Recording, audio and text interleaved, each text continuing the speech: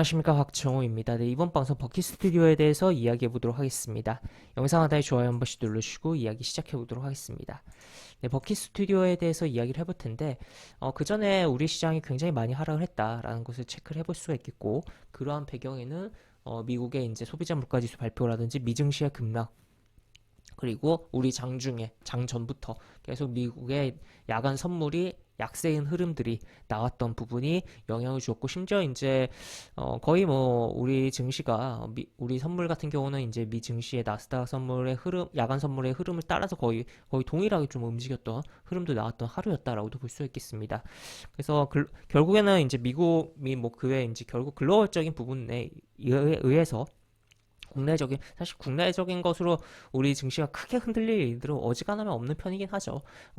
북한의 그런 도발 부분도 분명 방사포 도발 그 발사에 대한 부분도 분명히 생각을 해야겠지만, 외국인들의 투심을 어느 정도 내려 버리는 부분이 맞긴 하지만, 미국 쪽의 그러한 이슈가 좀 더 강하게 아주 크게 뭐 작용한 하루였다라고 볼 수 있겠고, 그런 가운데서도 아주 극소수의 종목들이 빨간불을 켰던 가운데 하루 이제 상승의 최대치 상한가를 기록한 버킷 스튜디오에 대해서 보겠다라고 볼 수 있겠는데, 버킷 스튜디오 오전부터 강한 흐름을 주었고 상한가를 걸어 잠그면서 마무리가 된 하루였습니다.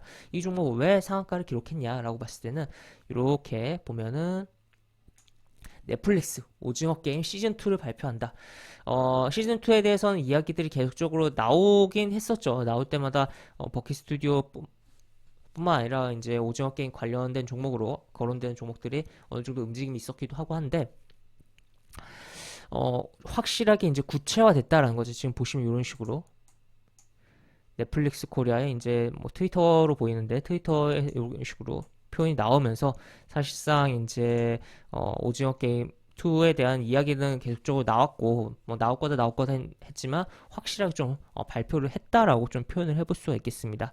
그래서 이러한 흐름 속에서 이러한 기사로 인해서 강한 시세를 만들어낸 하루였다라고 볼 수 있겠고, 그럼 버킷 스튜디오는 도대체 왜 이제 오징어 게임 관련주냐라고 봤을 때는, 보시면 아티스트 컴퍼니라는 비상장 회사의 지분을 보유하고 있다라고 볼 수 있겠고, 이 아티스트 컴퍼니는 이정재 씨가 소속되어 있는 회사다라고도 보시면 되겠습니다. 그래서 이러한 부분, 그리고 뭐 창업한 회사로 알고 있는데 하여튼 이러한 부분이 있다라는 것도 체크를 해볼 수가 있겠고, 그러면서 강한 흐름이 나왔는데 차트를 좀 보도록 하죠. 차트 같은 경우 일단은 그동안에 강한 흐름들이 있었었고, 이렇게 있었었고, 그 다음에 쌍봉을 만들고 쭉 빠졌어요. 쭉 빠진 가운데서 여기 이전에 이제 이쪽에 상한가를 기록한 이 구간에서 어느 정도 잡아주고 한번 상한가 기록하고 급등했다가 어느 정도 움직임이 나왔다가 재차 밀리면서 이 저점을 이탈하고 흐름이 나왔는데, 다시 한번 잡아준 구간이 이쪽 요 시세가 나오기 전에 이렇게 고점을 형성했던 이런 구간에서 이제 잡아주면서 움직임이 나온 흐름들이었고, 지금 요 구간 이러한 구간들을 뚫어내고 또 시가도 이제 띄우면서, 왜 띄었냐라고 봤을 때 결국 그 뉴스에 영향력이 발생한 부분이다라고 볼 수 있겠죠. 그래서 띄우면서 쭉 밀어 올린 하루였다라고 볼 수 있겠습니다. 특히나 이런 구간에서 또 이제 제가 이제 저희 뭐 VVIP방 회원님들한테는 또 드린 또 보조 지표도 있는데, 그런 지표에 대한 부분, 물론 이제 지표가 절대적인 건 아니지만 그런 부분에서의 움직임이 근처에서 나오다가 결국 확실하게 돌파하면서 60의 이동평균선까지 이렇게 뚫으면서 상한가를 안착한 흐름이었다라는 것도 볼 수가 있겠습니다. 그래서 이제 여기서는 이제 어떻게 봐야 될까라고 봤을 때는, 이제 내일 시가를 어느 정도 띄워주는 게 당연히 좋겠고, 이제 요 60의 이동평균선에 대한 지지를 확인을 해주는 게 바람직하겠습니다. 좀 더 밀려 내려온다. 특히나 이제 시가를 좀 더 많이 띄우고 밀려서 이렇게 음봉을 만들 수가 있어요. 이렇게 음봉 만들어진다면 이런 라인들을 지키는 음봉이 출현을 해줘야지 또 한 번 더 양봉을 출현하면서 흐름이 나올 수 있겠다라고도 볼 수 있겠고, 일단 조금은 느낌은 다르지만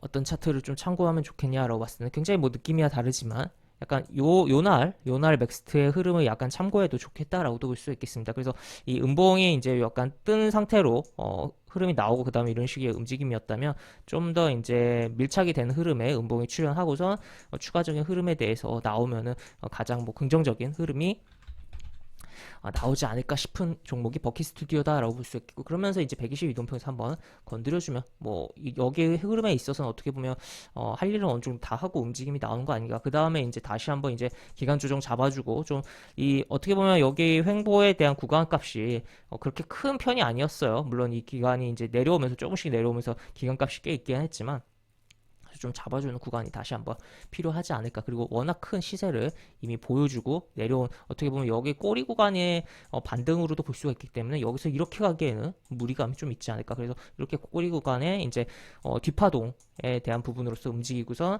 시세가 좀 더 마무리되던가 좀 더 잡아주다가 다시 한번 충분한 시간을 거친 다음에 움직임이 나와주지 않을까를 볼 수 있는 종목 버킷 스튜디오다라고 정리를 해볼 수가 있겠습니다. 네, 이렇게 볼 수 있겠고, 영상 하단에 보시면 설명과 댓글 부분에 동일한 링크가 들어갑니다.